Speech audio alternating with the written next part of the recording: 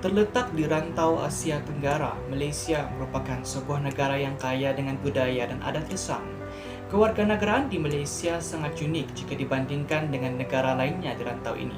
Hal ini kerana ia mempunyai cara pengurusannya yang tersendiri berdasarkan konsep tertentu.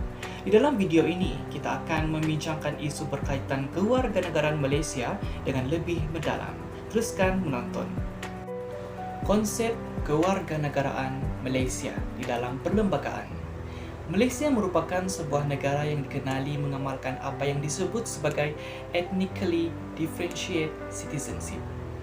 Ethnically differentiated citizenship ini menggariskan bahawa kewarganegaraan Malaysia adalah berdasarkan mengamalkan kewarganegaraan yang menerima pelbagai perbezaan etnik, namun masih mengutamakan etnik Melayu dan Bumiputera yang memperolehi hak keistimewaan dalam beberapa perkara. Di bahagian yang seterusnya ini kita akan melihat apakah hak asasi dalam keistimewaan sebagai seorang warga negara Malaysia. Di dalam Perlembagaan Negara, peruntukan mengenai keistimewaan warga negara Malaysia dapat dirujuk pada perkara kelima di bahagian kedua berkenaan hak atau kebebasan asasi. Jadi berdasarkan perkara kelima, seorang warga negara Malaysia tidak boleh diambil nyawanya atau dilucutkan kebebasan dirinya kecuali mengikut undang-undang. Selain itu, sekiranya terdapat pengaduan dibuat kepada Mahkamah Tinggi atau mana-mana hakim mahkamah tersebut yang menyatakan bahawa seorang warga negara ditahan kerana menyalahi undang-undang, mahkamah tersebut itu tadi haruslah menyiasat pengaduan tersebut terlebih dahulu, dan melainkan jika mahkamah berpuas hati bahawa tahanan itu adalah sah, barulah pihak mahkamah boleh memerintahkan supaya orang itu dibawa ke hadapan mahkamah dan melepaskannya. Seterusnya juga, jika seseorang itu ditangkap, alasan mengapa dia ditangkap haruslah dijelaskan dengan segera dan juga harus dibenarkan berunding dan dibela oleh pengamal undang-undang pilihan raya. Akhir sekali, jika seseorang itu ditangkap dan tidak dilepaskan, maka dia hendaklah tanpa kelengahan yang tidak munasabah dalam tempoh 24 jam dibawa ke hadapan magistrat dan tidak boleh ditahan dalam jagaan selanjutnya tanpa kebenaran magistrat tersebut. Antara hak asasi lainnya yang menjadi keistimewaan seorang warga negara Malaysia ialah hak kebebasan di dalam bercakap, berhimpun dan berpersatuan, kebebasan beragama, mendapatkan pendidikan dan hak terhadap harta sendiri. Dan itu adalah hak-hak kita sebagai seorang warga negara berdasarkan perkara 5 yang memfokuskan hak asasi sebagai seorang manusia. Walaupun kita sebagai seorang warga negara diberikan beberapa kepentingan, beberapa hak dan kebebasan, tetapi terdapat juga batasan-batasan tertentu di dalam hak kita sebagai seorang warga negara Malaysia. Dan batasan ini dilakukan agar rakyat menjadi warga negara yang lebih bertanggungjawab dan bijak di dalam menggunakan hak dan kebebasan yang ada.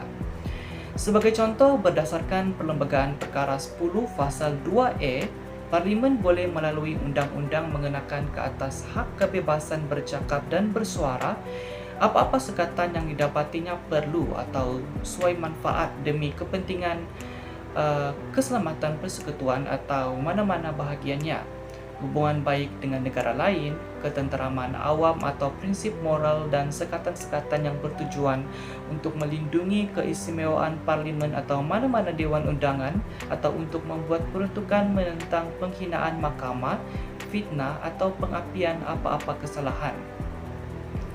Antara kebatasan atau batasan terhadap hak yang kerap didengar ialah sekatan penyebaran maklumat sensitif.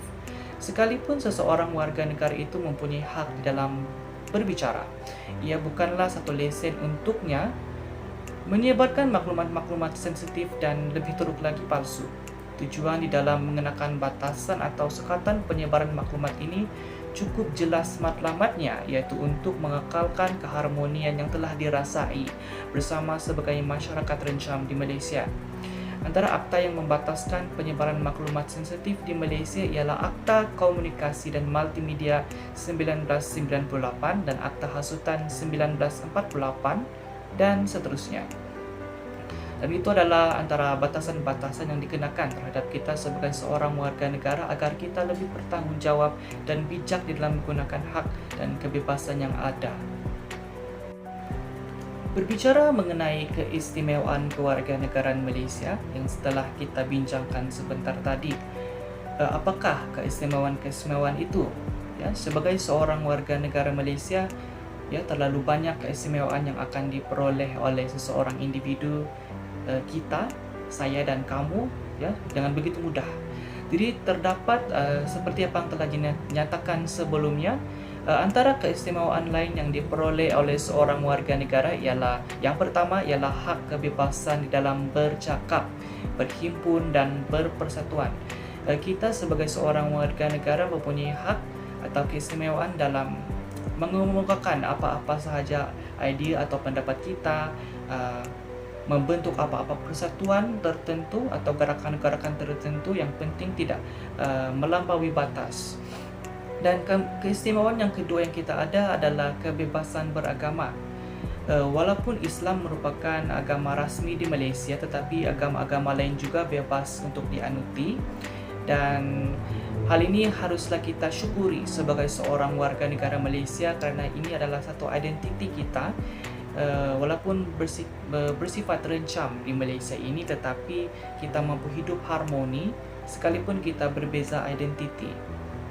Dan keistimewaan yang ketiga yang kita ada sebagai seorang warga negara Malaysia ialah kita berhak untuk mendapatkan pendidikan. Dan kita berhak mendapatkan pendidikan tidak kira apakah jantina kita, status sosial kita. Dan dalam hal pendidikan ini juga kerajaan telah memberikan sokongan yang penuh dengan memberikan pendidikan percuma bermula daripada para sekolah sehinggalah kepada sekolah menengah. Dan bagi peringkat universiti, kita dapat melihat bahawa kerajaan telah menampilkan beberapa inisiatif seperti beasiswa, ya, beasiswa tertentu dan juga PTPTN tentunya. Dan hak atau keistimewaan kewarganegaraan Malaysia yang terakhir ialah hak terhadap harta sendiri. Hak terhadap harta sendiri sudah tentu daripada pekerjaan kita, apa yang kita lakukan. Jadi kita berhak untuk mendapatkan harta kita itu sendiri. Dan kita harusnya bersyukur dan menggunakan hak ini dengan sebaiknya, mungkin dengan membantu orang lain, bukan saja membangunkan diri kita, tetapi kita bersama-sama membangun, ya. Harta ini contohnya dengan menyediakan peluang sekiranya seorang itu melakukan bisnes, ya, seperti begitu dan sebagainya. Jadi semua perkara ini amat nyata dirasai oleh semua rakyat Malaysia, tidak kira kaum dan agama, ya, meskipun terdapat beberapa pengecualian di dalam beberapa perkara yang berkaitan dengan hak kaum Bumiputra dan agama Islam itu sendiri. Secara kesimpulannya, sebagai seorang warga negara Malaysia ini, kita, ya, seharusnya bersyukur kerana masih diberikan peluang untuk menikmati kebebasan dan hak tertentu. Kewarganegaraan Malaysia boleh dinyatakan sebagai unik kerana walaupun masih mengakalkan identiti Melayu dan Bumiputra tersebut dan serta agama Islam sebagai tonggak utama, namun hak-hak kaum dan agama minoriti lainnya masih terjaga dengan baik sekali. Dan hal ini jelas menunjukkan bahawa tidak ada sesiapa pun warga negara yang akan tertinggal ke belakang. Dan oleh itu, marilah kita bersama-sama menghargai keunikan dan hak kita sebagai seorang warga negara yang kita ada pada hari ini dan mengekalkannya. Pada masa yang sama, kita harus juga menghormati pelembagaan kita, pelembagaan negara kita sebagai undang-undang yang paling tinggi dalam negara ini, dan salah satu petunjuk bahawa negara kita ini adalah negara yang sangat unik dengan kewarganegaraan yang begitu hebat. Jadi itu sahaja untuk episod kita pada kali ini. Sekian dan terima kasih.